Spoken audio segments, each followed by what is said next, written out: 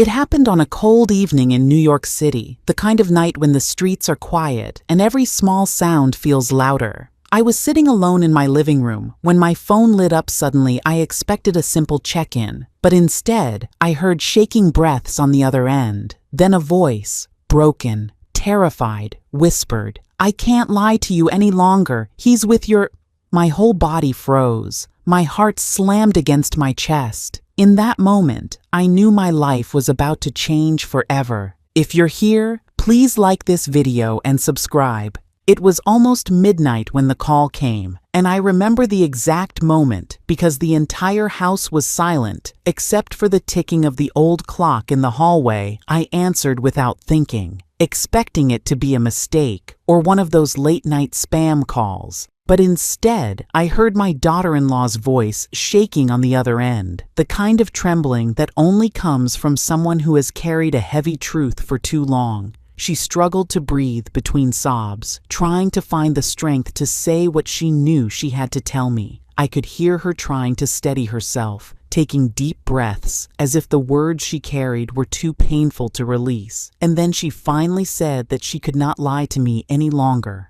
She said my son was seeing someone behind my back, someone close, someone I never imagined. For a moment, everything around me froze. My mind went blank, and I could not even form a thought. I sat there gripping the edge of the table, feeling my heart pound hard against my chest. Betrayal has a sound.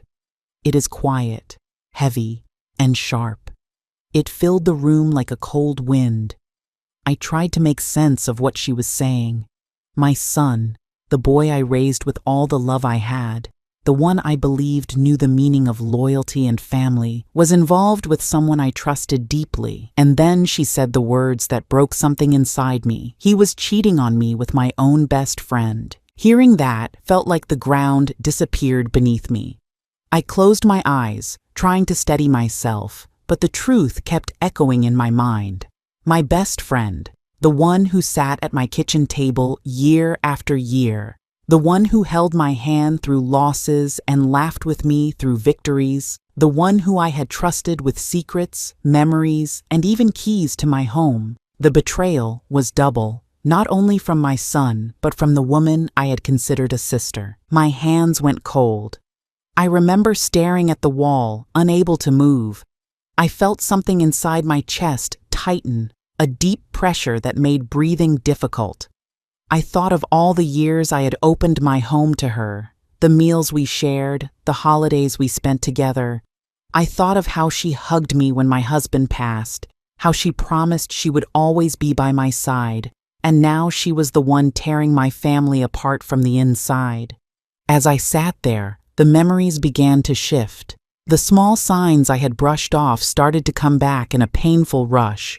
Her sudden visits when my son happened to be home, the soft whispers between them that I once dismissed as casual conversations, the way she avoided my eyes when I entered the room. I remembered the odd tension between them during the last family dinner, the way they both stood up at the same time, the way they exchanged glances that did not feel innocent anymore. And I remembered thinking she left the house quickly that night, almost too quickly, not even finishing her coffee. My daughter-in-law continued to cry on the phone, apologizing, saying she had kept this secret for too long because she hoped it would end on its own. She said she couldn't carry the guilt anymore, especially after seeing how I still trusted my best friend so blindly. She said she couldn't watch me be lied to any longer. Her voice was thick with regret, and even though the truth hurt, I felt grateful that someone finally told me. When the call ended, I placed the phone down slowly, almost afraid to let go of it.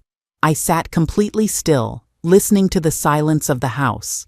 It was the kind of silence that wraps around you when you realize your world has changed forever. I stared at the picture frames on the wall, photos of family vacations, celebrations, birthdays, moments I once believed were built on love and trust, and now every memory felt cracked. The betrayal didn't feel like a sudden blow. It felt like a slow tear, one that had been happening behind my back while I laughed, cooked meals, shared stories, and believed in the goodness of the people I loved. I felt older in that moment, as if years of trust had been ripped away from me all at once. Sitting there in the dim light of the living room, I realized that the truth had arrived like a storm, sudden, violent, and impossible to ignore. And even though it broke something deep inside me, I knew that what came next would require strength I wasn't sure I still had. But I also knew one thing clearly: betrayal does not go unanswered.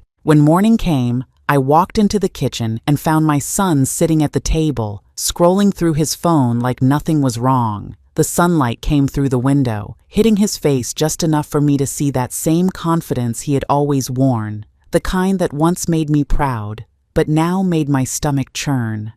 I stood quietly for a moment, studying him, wondering how many lies could sit so comfortably on one person's shoulders. When he finally looked up, I saw a flicker in his eyes, not guilt, not shame, but irritation, as if my presence had interrupted something more important. I asked him about last night, keeping my voice steady. I didn't accuse him. I didn't shout. I simply asked where he had been and why my daughter-in-law had called me crying. For a split second, his expression froze. It was fast. So fast another mother might have missed it, but I caught it. That half second of panic, that lightning flash of fear that said, "She knows."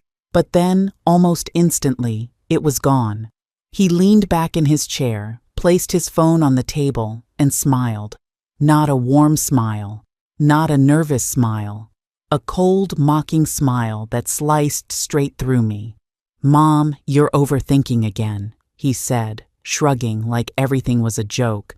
That little smirk on his face, that arrogant lift of his lips, told me he thought he was untouchable. He thought I was still the same mother who forgave easily, who trusted too quickly, who believed every word he said simply because he was my son. But I wasn't that woman anymore. Not after the phone call I received, not after hearing my daughter-in-law sob the words, "He's with your best friend. I can't lie to you any longer."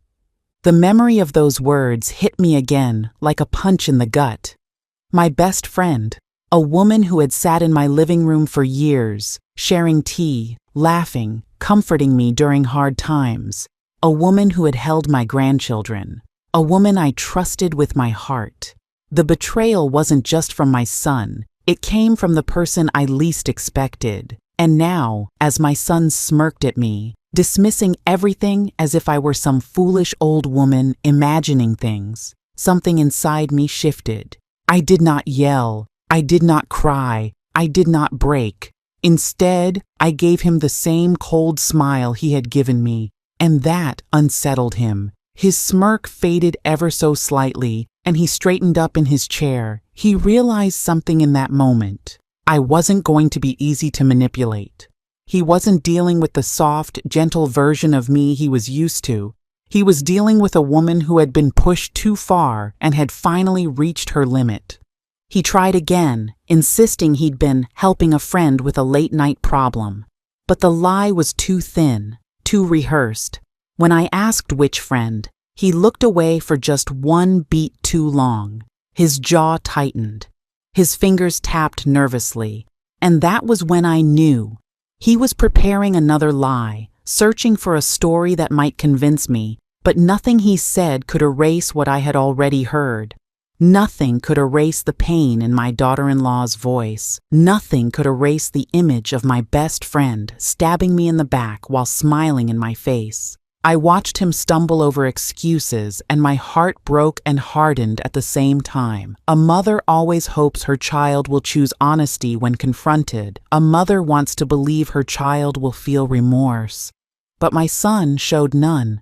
Instead, he leaned forward, lowered his voice, and said, "Mom, don't make drama. You always imagine the worst." Those words didn't weaken me. They strengthened me, because they confirmed exactly what I needed to know. He wasn't afraid of losing me. He wasn't afraid of losing his family. He thought he could play both sides and walk away untouched. But he didn't realize one thing. Mothers may be gentle, but we are not weak. Betrayal does not break us. It sharpens us. It awakens something fierce. As I walked away from the table, I didn't say another word. I didn't need to. I saw the shift in his eyes as I turned my back. A brief spark of worry, A small flicker of fear. He knew I wasn't done. He knew I wasn't defeated. And deep down, he knew I was going to uncover every truth he tried to hide, no matter how painful it was. Because I had learned one lesson in that moment. When betrayal comes from your own child and your best friend, you stop asking questions and you start preparing for the truth. For most of my life, I believed my family was held together by honesty, stability, and loyalty. I raised my son to be respectful, responsible, and kind. I taught him the importance of choosing good people, building solid friendships, and keeping his heart clean. I always believed he listened because for many years he acted like the perfect son. He worked hard, supported the household, and treated me like I was the most important woman in his world. I trusted him so deeply that I never once questioned his choices, his friendships, or the people he brought close to our home. But as I look back now, I can see how little I truly understood about what was happening behind the scenes. My son and my best friend grew close over time in ways I never expected. She had been by my side for more than 30 years. We shared everything: secrets, recipes, daily thoughts, and personal struggles. She held my hand through hard times, helped me when my husband fell ill, and comforted me when I lost my mother. She was the one person I believed would never hurt me. She felt like the sister life forgot to give me.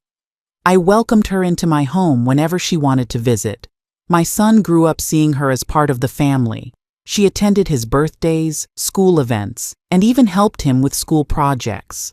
When he got older, she supported his career choices and cheered for him like a proud aunt. Their bond never troubled me because I assumed it came from familiarity and shared years of trust. I never imagined that something darker was forming beneath that closeness. As life moved on, I never stopped to notice small changes in her behavior. She began dressing differently when she visited, more carefully, more boldly, as if she wanted to be seen. She stayed longer, sometimes showing up unannounced with excuses that made no sense. She started offering advice to my son on matters that didn't concern her, and she often defended him when he made questionable decisions. At the time, I thought she was just being supportive, but now I understand she was building something behind my back. My son also changed in ways that should have alarmed me. He began staying out later, becoming secretive about his day, and showing defensiveness anytime I asked simple questions. He hid his phone, avoided eye contact when I walked into a room, and often left the house when my best friend happened to call or text. I should have noticed the shifts in mood, tone, and distance. I should have questioned the sudden private conversations between them, the way they would pause when I entered a room, the time they spent together even when I wasn't around. But I didn't. I was blinded by trust. Their actions make more sense now. They had been planting seeds of deception for months, maybe even years. Whenever I talked about my marriage struggles, she listened too closely. Whenever I shared my worries about finances, she reacted too quickly. And whenever I defended my husband or encouraged my son to focus on himself, she would find subtle ways to twist my words or guide the conversation elsewhere. It was as though she was preparing the emotional ground for something deeper, something hidden, something dangerous. Looking back, I now see that she studied my weaknesses, my routines, and my emotional blind spots. She knew exactly when I stayed home, when I slept, when I worried, and when I let my guard down. She took every chance to position herself as my safe place, my comfort, and my closest support. And while she played the role of a loyal friend to my face, she was slowly stepping into a role behind my back that she had no right to claim. I also remember moments when my husband warned me subtly about her influence. He once commented on how frequently she came over, how long she stayed, and how intensely she involved herself in our affairs. I brushed his concerns aside because I assumed he misunderstood our bond. After all, who challenges a decades-long friendship? I thought his worries came from stress or jealousy, not truth. I realize now how wrong I was, and how much damage my misplaced trust caused. If I had listened more carefully, watched more closely, or questioned more boldly, maybe things would have turned out differently. But life rarely gives us warnings in clear, bold letters. Sometimes the betrayal you fear the least is the one that hits the hardest, because it comes from the person you trusted the most. My best friend became the very person who shattered the foundation of my family, and my son became the willing partner in her deception. Their actions didn't break me in one moment. They broke me piece by piece, over months, through small lies, hidden actions, and subtle shifts. And by the time the truth finally came out, the betrayal had already dug itself deep into the heart of my home. The trust I built over decades was gone in a single night, replaced by a pain I still struggle to fully understand. I began to replay the last few months in my mind, slowly connecting things I had ignored at the time. It was not that I didn't see them. It was that I didn't understand what they meant. Every small detail now felt heavier, clearer, like pieces of a puzzle I had been too trusting to assemble. I remembered the sudden way my best friend started visiting the house more often, always with some excuse, checking in on me, bringing food, asking about my health. At the time, I believed she was simply being kind. She had known my family for decades. I never thought she would be the reason for the deepest crack in it. Then, there were the nights my son came home late. He always said he was working overtime, but the way he avoided eye contact should have warned me. His clothes sometimes had a different scent, not perfume, but something warm and familiar. Something from a home I had visited many times. I brushed it off, thinking I was imagining things. I didn't want to accuse anyone without reason. I didn't want to break the trust that had held this family together for years. I remembered my best friend asking strange questions, small, quick ones that I overlooked. She asked if my son was doing well emotionally, whether he needed someone to talk to, whether I thought he might be lonely. At the time, I thought she was simply concerned. I told her he was fine, that he was strong, responsible, and kind. I didn't realize she was not worried. She was measuring how close he felt to me, how much he depended on me, and whether I suspected anything. Looking back, the little things I dismissed now felt like warning signs. My son began locking his phone more often. Even when inside the house, he started turning it face down on the table, something he had never done before. His smile became shorter, tighter, as if hiding something behind it. And each time I asked if he was all right, he would respond quickly, almost too quickly, "I'm fine, Mom," or "just tired." I believed him because I wanted to believe him. I didn't want to imagine that my own child could betray me in a way I had never thought possible. I also remembered money missing from the drawer, little by little, not enough to alarm me at first, but enough to make me wonder. I assumed he had borrowed it and forgotten to tell me I trusted him fully, and trust can make you blind. My best friend once joked, "Maybe he's buying something special for someone." And I laughed. I had no idea she was laughing because she already knew who that someone was. She was testing how clueless I was, how blind I could remain. There were weekends when the two of them disappeared at the same time. My best friend would tell me she was busy, and my son would say the same thing. I never connected the overlaps. Why would I? These were the two people I believed would never hurt me. It seemed ridiculous at the time to be suspicious, and so I waved each sign away as if nothing was wrong. But betrayal does not come crashing down all at once. It comes slowly, through gestures, habits, and small secrets hidden inside everyday life. I remembered the time I walked into the kitchen and saw my best friend standing too close to my son. They moved apart quickly, pretending it was nothing. I convinced myself they were having a harmless conversation. I convinced myself because the alternative was too painful to imagine. I never thought that the one who shared my tears, my memories, my years, would dare to cross a line so sacred. And then there were the looks, those short, sharp glances they exchanged when they thought I wasn't watching. A quick look away, followed by forced smiles. At the time, I thought it was awkwardness. Now I know it was guilt. Deep, nauseating guilt they tried to hide with silence. Every memory from the last months now replayed in my mind like scenes from a story I had failed to read correctly. Every small sign I ignored became a reminder of how trust blinds you, how love can make you overlook what later becomes obvious. It was a slow erosion, not loud, not sudden, but steady, a soft breaking of the foundation, day by day, until the truth finally collapsed in front of me. But the worst part was not the betrayal itself. It was realizing that I had been so unaware, so trusting, so open, while they quietly destroyed everything behind my back. And once that understanding finally settled in my heart, I knew there was no going back. I knew I would find the full truth, no matter how painful it was, and I knew they would have to face what they had done. I had prepared myself for many possibilities, but nothing could have prepared me for the truth I uncovered when I finally pieced everything together. The signs had been building slowly, like quiet cracks forming beneath the surface of a calm floor. But the moment the truth surfaced, it was not a soft realization. It was a strike to the chest that stole the air from my lungs and left me standing in a silence too heavy to describe. What I discovered explained every late night, every missing dollar, every strange shift in behavior that I had convinced myself was harmless. I opened my son's discarded notebook first, not expecting much, but the notes inside told me more than I wanted to know.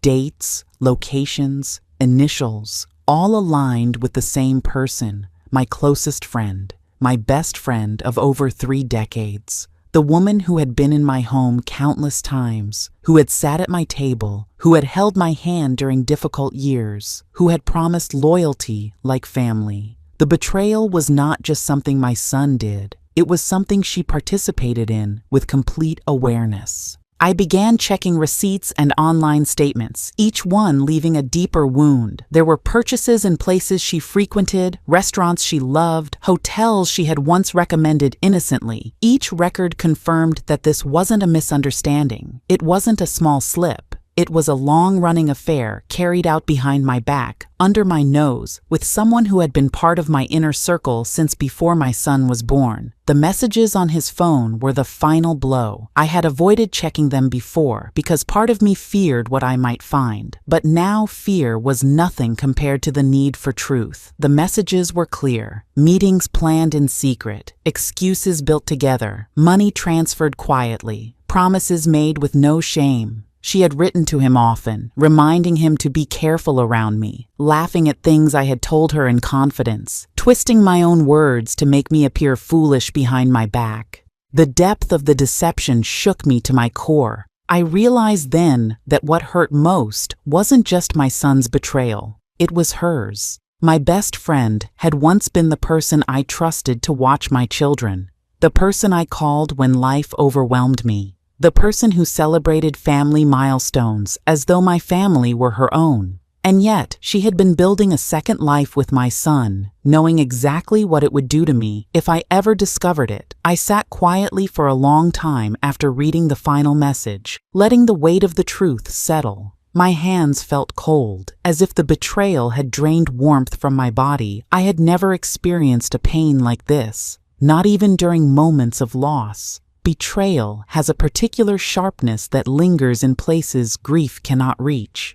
As the truth formed into something undeniable, memories of the past suddenly shifted in meaning. Every time she had complimented my son, every moment she insisted on helping him with errands, every time she said she wanted to check on him when he wasn't answering my calls, all those moments changed shape and color. They became signs I never thought to read. I had defended her when others questioned her intentions. I had trusted her when she said she cared for us. I had believed she was loyal because the idea of her betrayal was unthinkable. But the evidence in front of me left no room for hope or excuses. I realized then that they hadn't just betrayed me. They had used me. Used my trust, my kindness, my loyalty as cover.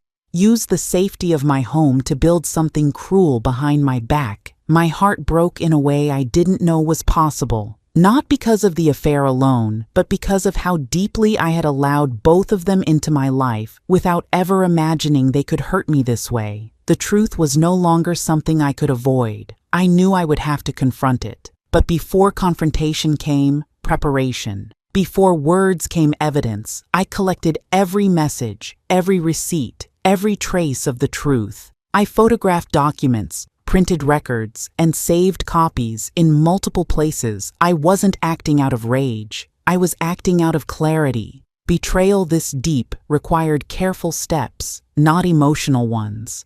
As I closed the folder, holding everything I had uncovered, I felt a stillness inside me, not peace, but resolve. The woman I had trusted most outside of my own family had crossed a line that could never be uncrossed, and my son, the man I had raised and loved with every part of me, had allowed it to happen knowingly. The truth shattered my world, but it also gave me a kind of strength, the strength that comes when there is nothing left to lose except self-respect. This was no longer just a betrayal. It was a war I had never chosen, but one I was now prepared to finish. When I finally accepted the full truth, I felt a mix of anger, heartbreak, and deep shame.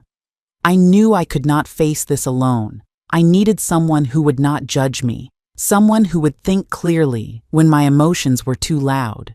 So the next morning, I called the only person who had always stood by me, my best friend, Helen. She listened quietly as I explained everything: the late-night call, the confession, the clues, and finally the proof of the betrayal. She didn't rush me. She didn't doubt me. She simply said, "I'm coming over." That sentence alone gave me strength I had forgotten I still had. Helen arrived within the hour, carrying a notebook and a calmness I desperately needed. She sat at my dining table, spread out the evidence I had collected, and reviewed every detail with clear eyes. She asked questions I had not thought to ask. She pointed out patterns I had missed. For the first time since the betrayal started, I felt like I had someone fighting with me, not against me. She wasn't just listening, she was helping me form a plan. We talked for hours, and as we did, I began to understand the depth of what had been happening behind my back. My son's lies were not small mistakes. They were deliberate choices, planned meetings, hidden payments, and intentional manipulation. My heart hurt, but Helen helped me separate my emotions from the facts. "If you go into this with only pain," she said softly, "he will control the outcome. But if you go into it with a plan, you will control the truth." Her words settled into me like armor. Helen insisted we involve a lawyer, not for revenge, but for protection. She reminded me that betrayal can become dangerous when exposed. "People who lie this deeply," she said, "will lie again to save themselves." So together, we called a family lawyer I trusted. When she arrived, she asked for every document, every message, every detail I had stored away. In fear, I handed it all over. It felt like letting go of a weight I had carried alone for too long. The lawyer reviewed everything with calm professionalism, and after an hour of silence, she looked up and said, "You have more than enough proof." My chest tightened, not with fear, but with validation. Someone who understood the law was confirming what my heart already knew. I had been deceived, manipulated, and used. And now I had legal support to protect myself and expose the truth if necessary. With Helen on one side and the lawyer on the other, I finally felt ready. We made a clear plan. First, gather every piece of evidence safely. Second, prepare a formal record of the betrayal. Third, confront my son with facts he could not escape. Hearing the plan spoken aloud gave me a sense of control I had lost months ago. The fear that had lived in my stomach began to fade. What replaced it was determination, a strength I didn't know I still had at my age. Helen held my hand through the entire process. She reminded me to breathe, to stay calm, to stay focused. She reminded me that betrayal does not erase motherhood, and that love does not mean allowing yourself to be harmed. With her help, I understood something important. Protecting myself does not mean abandoning my family. It means saving myself before the damage spreads even further. By the time the sun began to set, the plan was ready. The evidence was organized, the lawyer had prepared statements, and Helen promised to sit beside me during the confrontation so I wouldn't face it alone. For the first time in days, I felt steady, strong, ready. This was no longer a story about betrayal. It was a story about reclaiming my dignity, my peace, and my life. And with allies by my side, I finally believed I could face whatever came next. Not as a broken woman, but as a woman who refused to be destroyed. I waited until late evening, when the house grew quiet and the air felt thick with the weight of unspoken truth. I sat at the dining table with every piece of evidence neatly arranged in front of me. The screenshots, the messages, the hotel receipts, the photos of them together, even the small notes I had written down during the weeks of watching everything unfold. When my son walked in, he looked relaxed, almost proud of himself, completely unaware that his double life was about to collapse in front of him. I didn't stand, I didn't shout, I didn't cry. I simply pushed the first sheet across the table toward him. He stared at it, his face going from confusion to discomfort to full realization. The smirk he had carried for weeks dissolved instantly. His posture changed, shoulders stiff, lips pressed tight, eyes darting like he was searching for a lie strong enough to save him. But there was nothing left for him to invent. Not tonight. The silence grew heavy as he reached for the next page, and the next, his fingers shaking slightly. Each proof was undeniable. Every message, every timestamp, every meeting matched perfectly. He tried to open his mouth, but no excuse came out.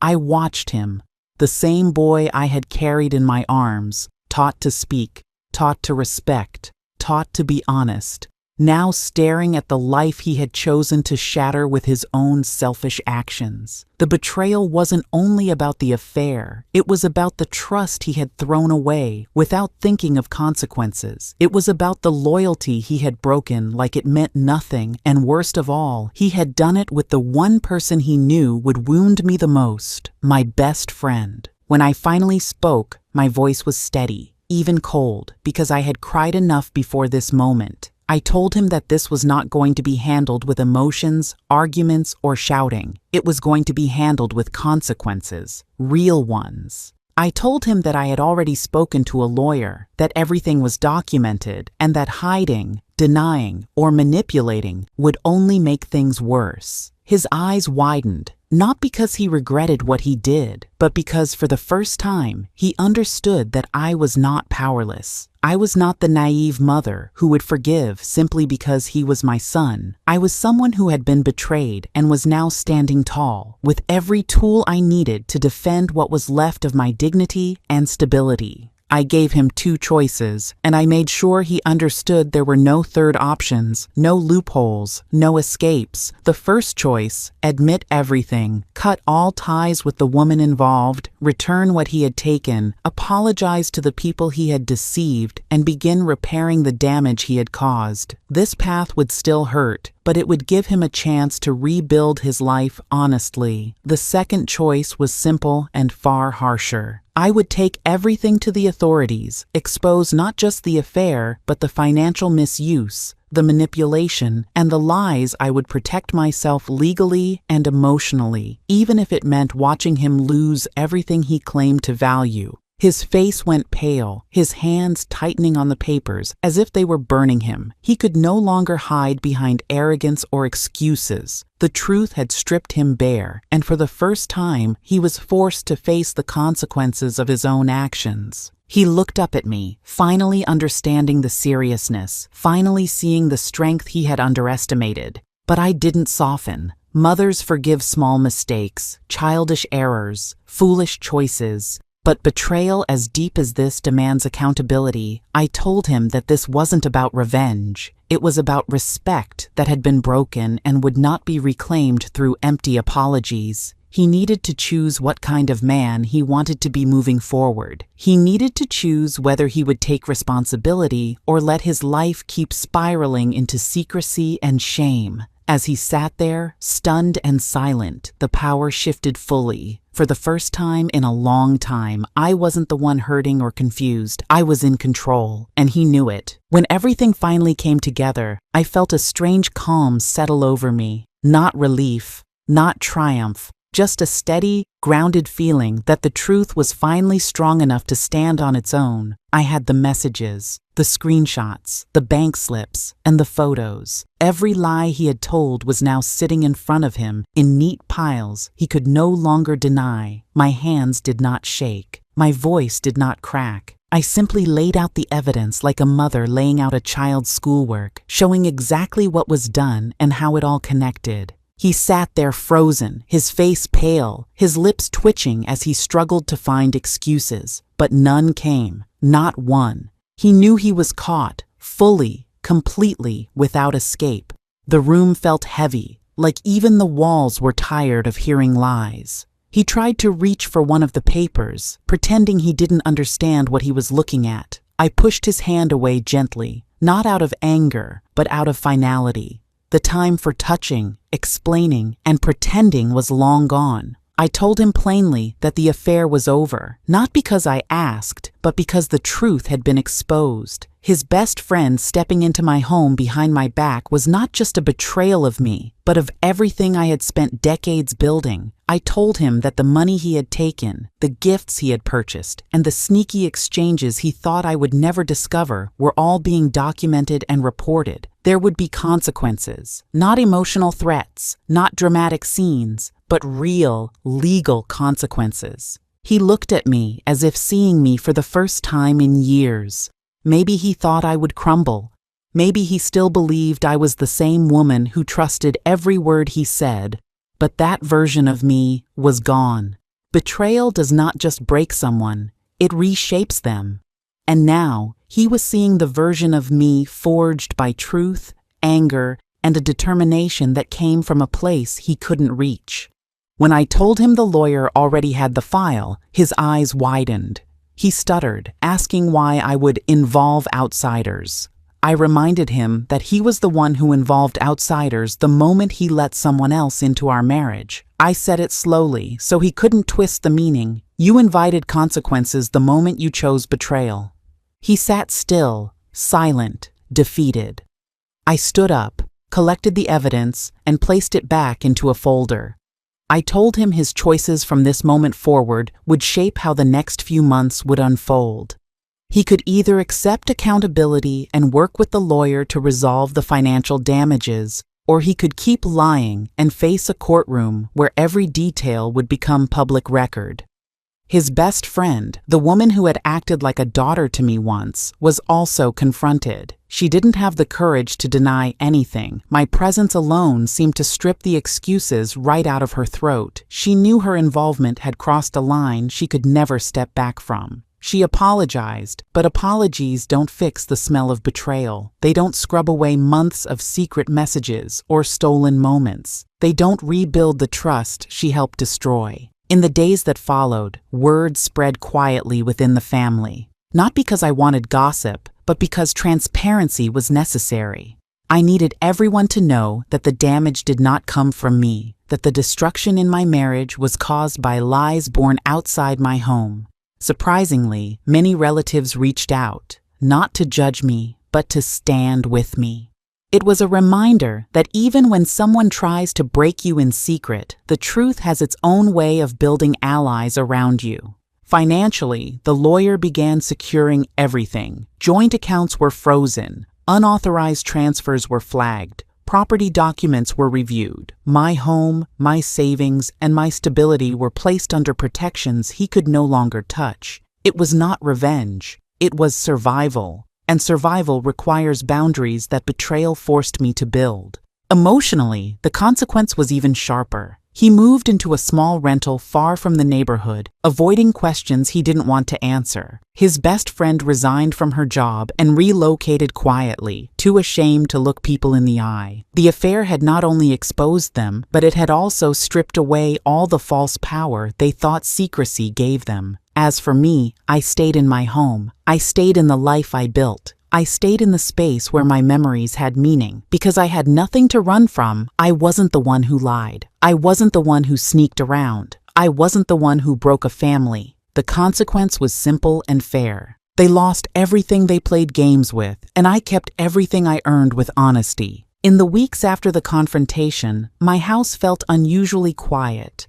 almost like the walls themselves were trying to process what had happened. I would sit at the kitchen table every morning with my cup of tea, letting the steam rise into the stillness, and I often wondered how a family so carefully raised on trust and loyalty could fracture so easily. But with each passing day, I realized the silence was not emptiness, it was healing. For the first time in months, maybe even years, there were no lies drifting through the hallways, no secret phone calls behind closed doors, no tension hiding under polite smiles. The air felt honest again, even if honesty came at a cost. My relationship with my best friend shifted too. She visited often, checking on me with a softness I hadn't seen before. I could tell she felt guilty for being the one who eventually broke down and told me the truth, but I reminded her gently that real friends don't protect the lie. They protect the person being hurt by it. She didn't betray me. She saved me. Without her courage, I might have spent years living in a house where trust was only an illusion. Sometimes the bravest thing someone can do is tell you something they know will break your heart. She did that for me, and in doing so, she became not just a friend, but a shield. My son, on the other hand, tried reaching out after the fallout. His messages were scattered, apologetic, and unsure. At first, I couldn't respond. Every word he wrote felt heavy, like reopening a wound that was just starting to clot. But with time, I understood something important. Forgiveness is not pretending the betrayal didn't happen. Forgiveness is choosing not to let bitterness replace your sense of self. Still, forgiveness does not mean returning to the same dynamic that caused the harm. It means acknowledging the truth, setting boundaries, and choosing peace over resentment. So one day, I answered him. I told him I heard his apology, that I hoped he would grow from this, but I also made it very clear that trust is not a gift. It's a responsibility. If he wanted a place in my life again, he would have to rebuild that trust carefully, slowly, and respectfully. What surprised me most was how strong I felt after everything settled. At first, I thought betrayal would break me into pieces, but instead, it hardened something inside me, not my heart, but my will. I realized I had spent so many years being the glue of the family that I forgot glue becomes brittle if it's stretched too thin. Betrayal doesn't just happen because someone lies. Sometimes it happens because we overlook the small cracks for too long. This experience taught me to see the cracks early, to ask questions, to pay attention to the discomfort that whispers before the truth shouts. I also learned the importance of protecting my own dignity. Women of my generation were raised to hold families together at any cost, to sacrifice our own comfort for unity, to forgive before we even fully process the wound. But betrayal taught me that some costs are too high, that peace built on silence is not peace at all. It is pressure waiting to explode. By confronting the truth, I protected not only myself, but the entire foundation of the family moving forward. Now, when I sit in my living room in the afternoon light, I feel a quiet kind of strength. I no longer fear what truths may come. I know now that facing them, however painful, is better than living under the soft weight of lies. My home feels lighter, my mind clearer, and my heart, though bruised, beats with a calm resilience. I survived something that could have easily broken me, and in surviving, I discovered a version of myself I never knew existed. One who is brave enough to ask questions, strong enough to stand alone, and wise enough to walk away when love turns into deceit. And so, if there is one thing I want anyone listening to this story to remember, it's this. Betrayal does not define you. Your response to it does. You can choose to collapse under its weight, or you can choose to rise with a sharper vision, stronger boundaries, and a deeper understanding of your own worth. I chose to rise. And in doing so, I built a life where truth has a place again, where respect is not optional, and where I no longer shrink myself to keep others comfortable. In the end, what remains is simple. I lost trust, but I found clarity. I lost illusions, but I found strength. I lost a piece of my old life, but I gained the courage to protect the life I have left.